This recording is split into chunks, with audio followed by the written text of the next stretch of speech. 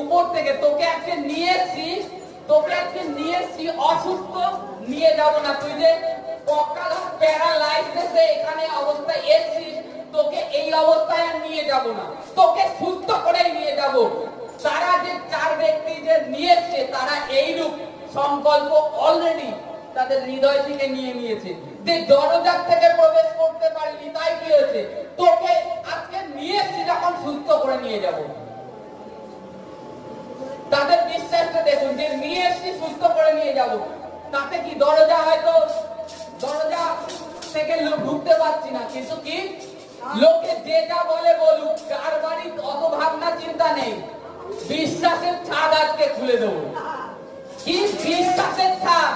ছাদ খোলার মধ্যে ফারাক আছে, বিশ্বাসের ছাদ খুলে দিয়েছে। আজকে আমাদেরও বিশ্বাসের ছাদ খুলতে হবে। ঈশ্বর অনুগ্রহ দিয়ে দিয়েছে।